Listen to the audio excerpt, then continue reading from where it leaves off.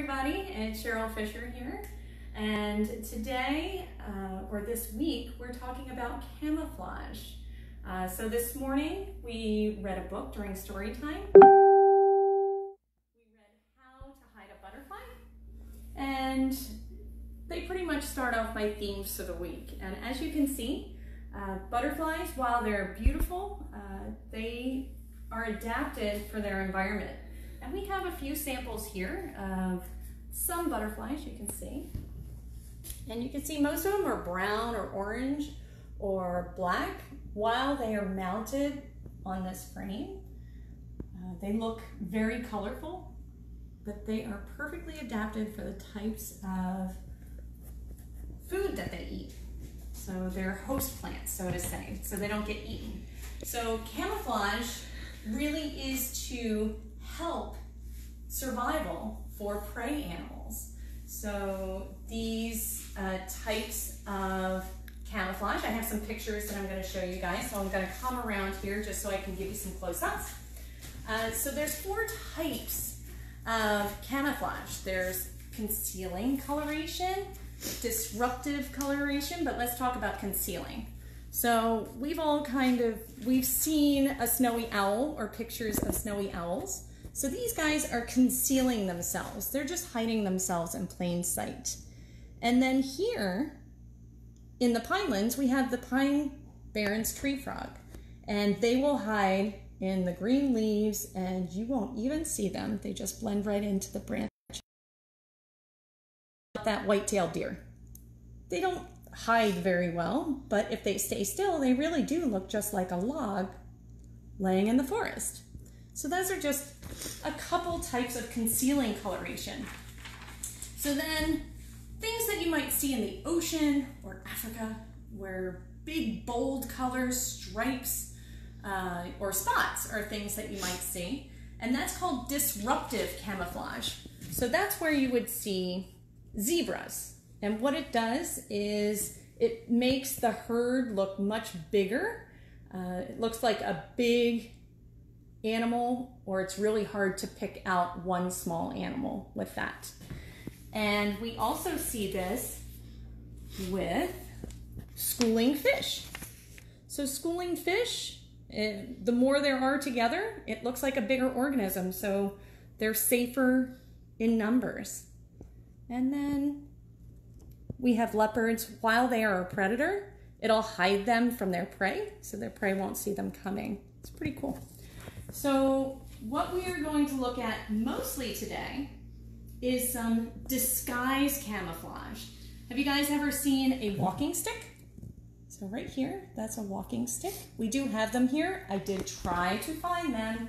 I could not find them, but I found something that was disguising itself already. So I'll bring it to you. And of course I have it in a glass, guys. And if you look down the glass, you might be able to see something, but you might not. And I put it in a clear container, so maybe I'm kind of giving it away there. You see anybody moving there? But it was just hanging out on a tree with a bunch of pine needles. And honestly, when I took him out of the critter bag, I didn't see much of him. I didn't think I had him, but let's see if we can focus here.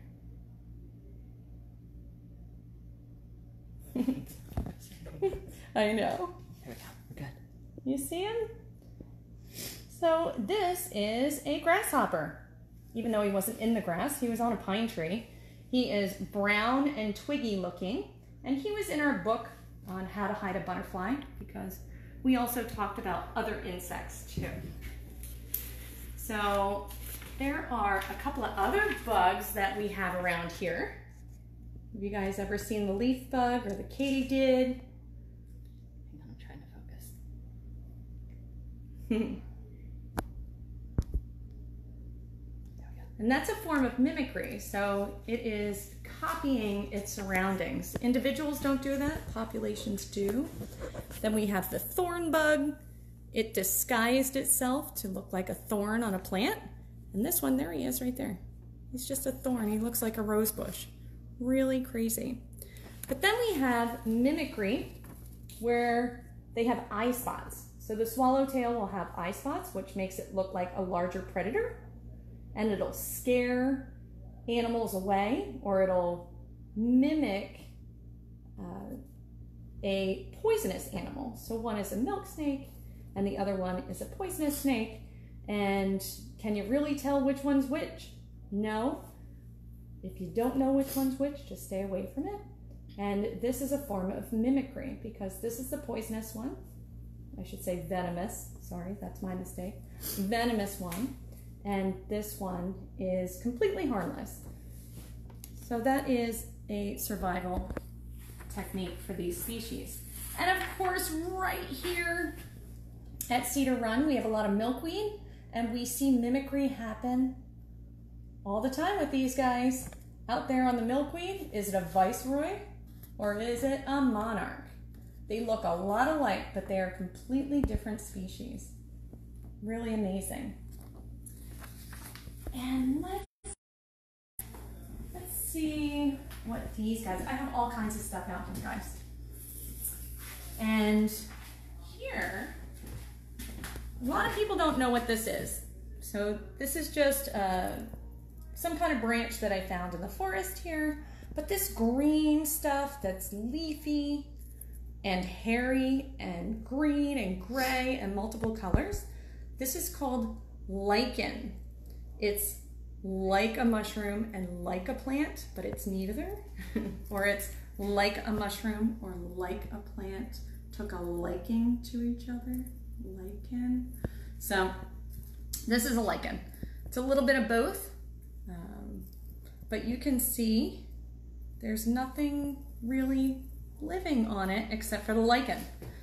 But what we see here in the forest is this amazing frog called the gray tree frog. And his skin coloring looks just like that lichen. Isn't that amazing? And then these guys we see all the time. They're called eastern fence lizards, and they look like the wood on the fence. They do have that pattern. We do see different colors. Usually the gray is more of the female. The coppery brown is usually male, but they have multiple different colors, just like the gray tree frog. Sometimes they're green, sometimes they're gray, sometimes they have more black spots. But just like the trees out in nature, they have lots of variation. So what else can we see today? Well, I'm gonna share an animal friend with you and show you how they exhibit these camouflage adaptations, but let's play a game first. So we're gonna go over here and play a game. So over here, I have 3 different habitats, okay? And what you need to do if you wanna play a game at home, I mean, you can play this one with me too. So what I did is I just cut a few strips from 3 different habitats, and I cut some game pieces. You can tear them, but I cut 10 pieces for each color. So I have 10 blue pieces because one of my habitats is going to be blue. And then another habitat is going to be white. So this is that. So these are animals that would live there. And then I have newspaper, and I cut 10 pieces from newspaper. So what we're going to do is try to see how these adaptations really help the animals survive. And what camouflage is all about, it's really all about survival. So I'm going to be a predator, and I'm taking 10 pieces. I did this a little bit earlier, so it didn't take too much time. 10 pieces of blue, 10 pieces of white, and 10 pieces of newspaper. And you're just gonna shake them up, and you put them on a habitat. And you can have somebody make it tricky if you want, spread them out. 2-player game, 3-player game, 6-player game, it doesn't matter. So then you would have somebody close their eyes if they're going to be the predator. So these are all my prey animals in this blue habitat. So next, I'm gonna count to 10 and see how many animals. So I'm a predator and I want to eat. So I have 10 seconds to eat. So let's start counting.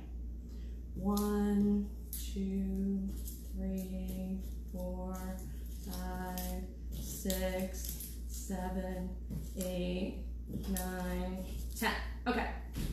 So the ones that I instantly went to were the ones that I could see. So those are the ones that I ate.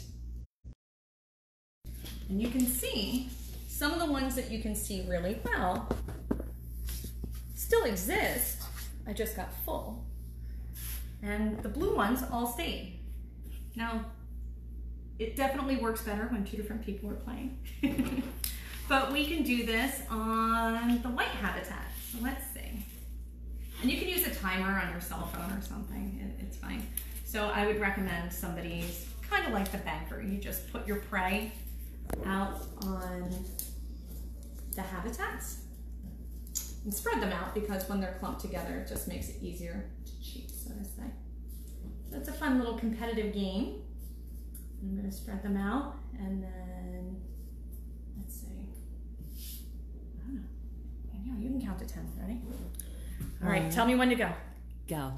1, 2, 3, 4, 5, 6, 7, 8, 9, 10. Oh, look, I still managed to get a white one, but I got a lot of blue and a lot of newspaper. Boy, I did get 2 white ones. And you can see most of the ones I got were the blue ones. And let's see, let's try it on the newspaper. We'll put these guys here. And you could do data collection with this too. If you have older kids and you just want to do an extended activity, but it's summertime, just have fun with it. All right, so I spread it out over here on the newspaper. All right, you want to count? Tell me when to go. All right. Go. 1, 2, 3, 4, 5, 6, 7, 8, 9, 10. All right, I got a lot of white. I did get a couple blue. I didn't get many of those. So a lot of blue left and a lot of newspaper left. But you guys can have fun with that game. It always worked for my kids. It works for my high school kids too. That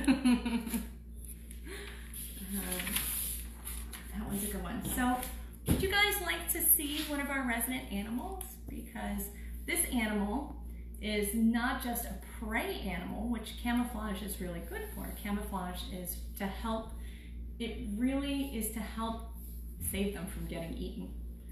And sometimes it's like the leopard, it's to hide them from their prey.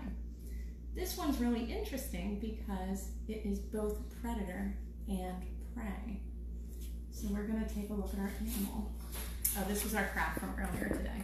So if you want to make something that hides in plain sight, of course you can do a little nature camouflage butterfly there. I use twigs and sticks. So I'm going to take out a friend here. Let's see, who do you think we have? I'll bring him over to you. So we got, I always call this one a him because we're wrong sometimes. So we thought this was a boy until we were told we were wrong and it's a girl. So I have to wear a glove because, like I said, this is a predator. Yes, you are. But it is also a prey animal where other animals will eat it. So you can see this box isn't very big. Does anybody want to guess? No? Anybody want to guess what's in here? Yeah? All right. Picture yourself. I know. Here you go. Hello. So here, everybody. So this is Nazar, and Nazar is an eastern screech owl. And you can see Nazar has fluffed herself up, blinking all over the place. Fluffed herself up because she's going to make herself look big and scary, because we ourselves as humans, we're predators. And the thing about eastern screech owls is they have this beautiful coloring that looks just like tree bark. And they have these ear tufts that'll help blend into the to their surroundings. And even on their back, it just doesn't look like one color. So much like tree bark. Isn't that incredible? Let's see if we can blend into the tree on the wall there. Let's see. What do you look like? Do you think, look at that. Do you think if Nazar was in the woods that you guys would get to see her? She blends right in, doesn't she? As long as you keep your eyes closed, because we can see you pretty good with those eyes open. So they tend to squint during the day, and they hide in holes in trees that woodpeckers have made. And this being an owl that only weighs about 3 ounces, she's looking very large right now, but she is very, very small. Her head is just about as wide as her eyeballs are, and that's it. She's just putting on quite a show. You can use this for comparison. Yeah, here's a phone.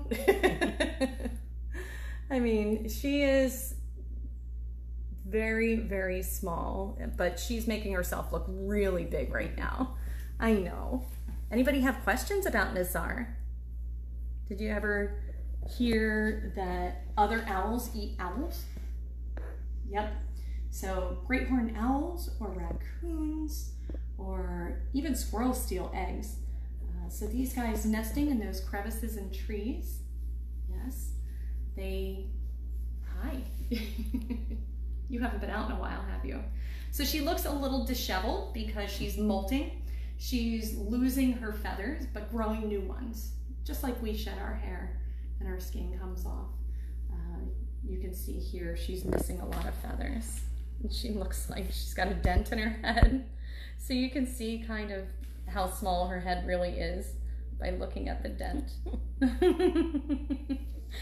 And all of this is not her. It's just feathers to protect her, to hide her in plain sight. And these guys don't move a whole lot. I know, you can see. She's just staring at me right now. But as long as they don't move, then a predator won't see them. I know, predator won't see you. You're doing so good. And these animals, these are education animals. Nazar is one of our educators. And with this pandemic, a lot of our resident animals are missing visiting schools and daycares and camps. But know that they're still available to work with you through education programs. And you can just reach out to us anytime. So if you want us to talk about camouflage, we can definitely do that for you. Or anything, we can adapt to your lessons as well. But I'm glad you got to see one of our resident animals up close. I don't always bring out a resident animal. You guys got to see some butterflies today. Here's my vicious killer. So she has these razor sharp talons that if she was out in the wild, she would catch her prey with. And she would look for insects or small reptiles, like those eastern fence lizards, or frogs or toads, yep, or caterpillars. But they too have to hide from her. Yes. So I hope you guys enjoyed our friends today, and I hope you guys get to play that game. I mean, try to challenge each other. Just don't cheat. It's easy to cheat. But I really appreciate you guys visiting today, and I know Miss Erin will be talking to you Thursday a little more about camouflage and some adaptations of the animals. And I'll post something on Saturday as well. So thanks a lot for joining us, and I'll see you next Tuesday.